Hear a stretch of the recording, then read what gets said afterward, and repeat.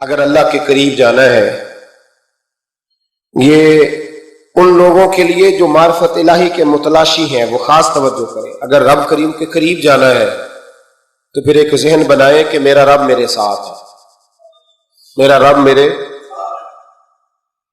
نحن اقرب الیہ من حبل الورید۔ اور درویش کہتے ہیں جے میں تینوں اندر جانا تو پھر مقید جانا، جے میں تینوں باہر جانا تے اندر کون سمانا، اندر بھی تو ہے تے باہر بھی تو، وچ بلا کون نمانا۔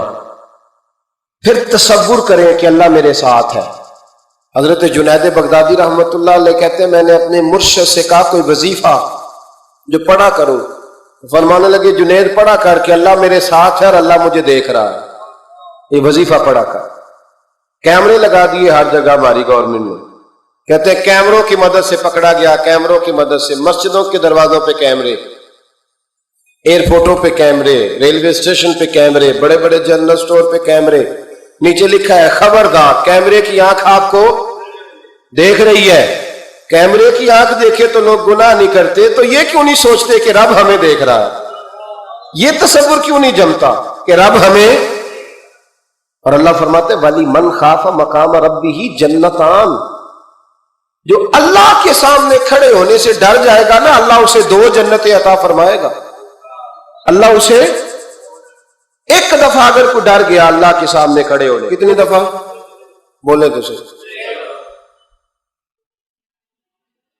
اس پر ہمارے مفسرین نے لکھا ہے کہ کبھی زندگی میں ایسا ہو کہ گناہ پر ہمارا پورا قبضہ ہو گیا ہو، گناہ پورا قابو میں آ گیا، اب کوئی روکنے والا نہیں، تو فرمایا جو اس وقت اللہ کے خوف سے ڈر جائے گا اللہ اسے 2 جنتیں عطا فرمائے گا۔ امام شافعی رحمۃ اللہ علیہ کے زمانے میں نا ایک بادشاہ کا اپنی بیوی سے جھگڑا ہو گیا، تو وہ بھی ملکہ تھی، کسی بادشاہ کی بیٹی تھی، شہزادی تھی، اس نے بھی سخت جملہ کہا، کہنے لگی چل دور ہٹ جہنمی معاذ اللہ۔ اب اس نے اپنے خامد کو جہنمی کہا تو وہ کہنے لگا اس کا خامد کہ اچھا تو مجھے جہنمی کہتی ہے، جا پھر اگر میں جنتی نہیں تو تجھے 3 طلاقیں۔ اب کیسے ثابت ہو کہ جنتی ہے کہ جہنمی ہے؟ کیسے پتہ چلے گا؟ علماء سے پوچھا تو وہ کہنے لگے ہم کیسے بتائیں، کون ڈگری دے کہ تو جنتی ہے کہ جہنمی ہے؟ بات دور نکل گئی۔ امام شافعی کے پاس گیا، وہ رسوخ رکھتے ہیں علم فقہ کا، ان کے پاس گیا، جا کے کہنے لگا حضور یہ مسئلہ ہے۔ امام صاحب فرمانے لگے اکیلے میں مجھے ملتے ہو؟ وہ اندر آیا، کچھ دیر گفتگو ہوئی تو امام صاحب فرمانے لگے لو جی یہ بندہ جنتی ہے، اس کی بیوی کو طلاق کوئی نہیں ہوئی، یہ جنتی ہے۔ آپ کو پتہ ہے لوگ فتویٰ جلدی دے دیتے ہیں، کچھ لوگ خلاف تقریریں کرنے لگے کہ بادشاہ تھا تو امام صاحب نے بچا لیا، کیسے آپ نے ڈگری دے دی کہ جنتی ہے جی؟ تو امام صاحب کہنے لگے تم بحث نہ کرتے تو میں بات پردے میں رہنے دیتا۔ سنو، میں نے بادشاہ کو تنہائی میں بلا کے پوچھا ہے کہ کبھی اللہ سے بھی ڈرے ہو؟ صرف اس لیے کہ اس وقت اللہ دیکھ رہا ہے۔ یہ نیت کبھی بندوں سے ڈر کے تو بندے بڑے گناہ نہیں نہ کرتے، کبھی اللہ سے ڈر کے بھی چھوڑا ہے؟ تو بادشاہ کہنے لگا بالکل چھوڑا ہے۔ میری ایک کنیز تھی بڑی خوبصورت، غریب گھر کی ملازمہ، غریب گھرانے کی تھی، ایک دن میں آیا تو میرے کمرے میں صفائی کر رہی تھی، معاذ اللہ میرا اس پہ دل آ گیا، میں نے دروازہ بند کر لیا۔ دنیا کی کوئی طاقت نہیں تھی، میرا اپنا محل تھا، مجھے خود دیکھ بھی لیتا تو کسی میں جرت نہیں تھی مجھے منع کرنے، اور میں چونکہ حکمران تھا، مطلق العنان تھا، کوئی شکایت بھی نہ کرتا۔ لیکن جب میں نے اس کی طرف ہاتھ بڑھایا تو اس نے ایک ہی لفظ کہا، کہنے لگی تو اللہ سے نہیں ڈرتا؟ تو اللہ سے نہیں ڈرتا؟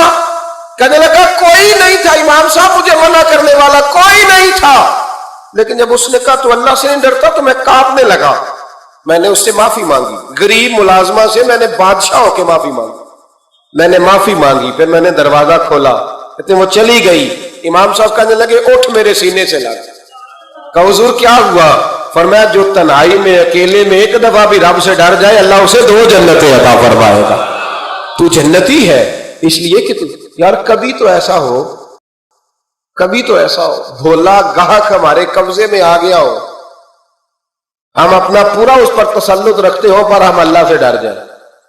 کبھی ایسا ہو کہ کروڑوں روپیہ ہمارے تسلط میں ہو، ہم چاہیں تو جتنا مرضی استعمال کریں لیکن ہم اللہ سے ڈر جائیں۔ حضرت عمر کا زمانہ تھا، ایک نوجوان صحابی کا بیٹا مسجد جایا کرتا تھا، بڑا نیک تھا. ایک عورت اس کو اپنی طرف بلانے لگی، لبھانے لگی. نوجوان تھا، ایک دن دل آ ہی گیا بی بی پہ. عشاء کی نماز پڑھ کے اس کے گھر کی طرف جا رہا تھا کہ کسی قاری صاحب نے آیت پڑھ دی، ولی من خاف مقام ربہ جنتان، جو اللہ کے سامنے کھڑے ہونے سے ڈرے گا رب 2 جنتیں عطا کرے. یہ آیت کیا سنی کہ نوجوان بے ہوش ہو کے گرا. کسی نے باپ کو خبر دی کہ تیرا بیٹا بے ہوش ہے. باپ گھر لائے، بالوں میں ہاتھ پھیرا، بیٹے کیا ہوا؟ اس نے آنکھیں کھول کے کہا ابا جی میں نے گناہ کیا نہیں، لیکن میرا قبضہ پورا ہو گیا تھا گناہ پہ. وہ بالکل راضی تھی، میں چاہتا تو میں گناہ کر لیتا، لیکن میں اللہ سے ڈر گیا. کیا واقعی رب مجھے 2 جنتیں دے گا؟ تو باپ نے ماتھا چوما کا بیٹا اللہ کے وعدے بڑے ہی سچے ہیں، بڑے سچے ہیں. تو یہ تصور کر کے اللہ مجھے دیکھ رہا ہے، پھر ڈر جا، واقعی 2 جنتیں دے گا.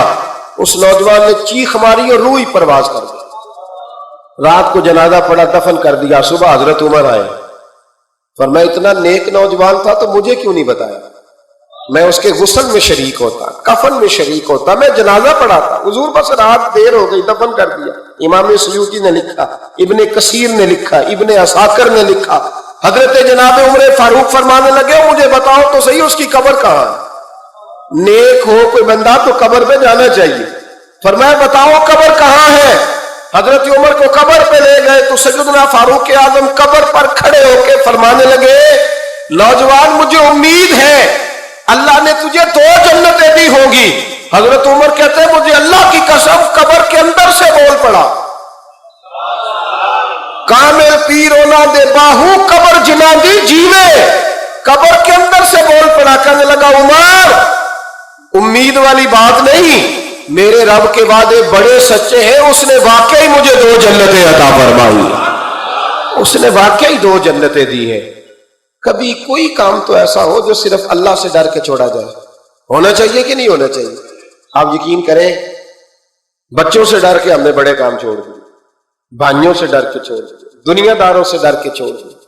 اور کبھی کبھی میں کہہ دیتا ہوں کہ بہت سارے ماں باپ نے اولاد سے ڈر کے چھوڑا، بہت سارے استاد شاگردوں سے ڈرتے، الا ماشاء اللہ کچھ پیر مریدوں سے ڈرتے. کاش ہم اللہ سے ڈرنا شروع کریں. جب رب سے ڈرو گے پھر کسی اور سے نہیں ڈرو گے. اللہ کا خوف سنوارتا ہے، سجاتا ہے. یہ ذہن بنائے.